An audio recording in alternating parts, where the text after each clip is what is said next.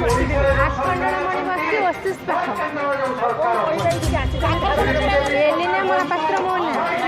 ଆମେ ସେଠି 70 ଘର ରହୁଛୁ। ଆମର ସର୍ଭେ ହେଇଛି ଉଷା ସର୍ଭେ, କିନ୍ତୁ ଆମକୁ କିଛି ଏପର୍ଯ୍ୟନ୍ତ ସରକାର ସୁବିଧା ମିଳିନାହିଁ। ଆମେ ଯେଉଁ ଜାଗାରେ ଅଛୁ ସେଇ ଜାଗାରେ ଆମକୁ ପଟ୍ଟା ମିଳୁ। ଶୁଣିବେ ଆମେ ଆଶା କରୁଛୁ। ଆମର ଏଇ ଯେଉଁ ବସ୍ତି ସୁରକ୍ଷା ମଞ୍ଚ ଆଜି ଡାକରା ଦେଇଛି ବିଏମ୍ସିକୁ, ଆମେ ଆଶା କରୁଛୁ ଶୁଣିବ ବିଏମ୍ସି ଆମ କଥା।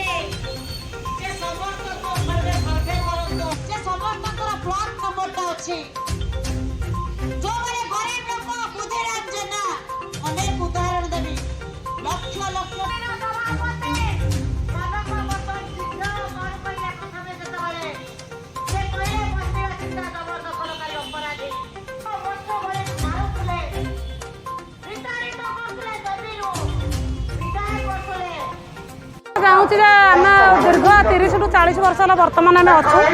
बहुत धन कम घर द्वार भांगीदेवी ये कहते किंतु आम बस्ती की सर्वी करा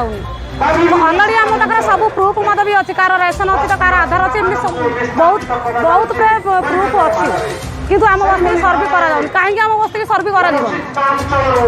आम मणिनागेश्वरी बस्ती 10 नंबर वार्ड मंचेश्वर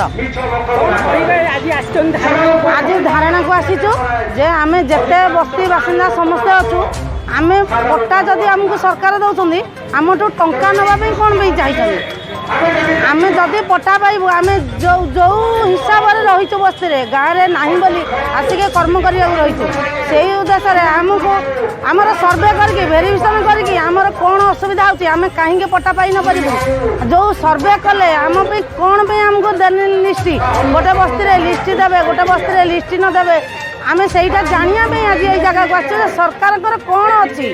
जे अनुमति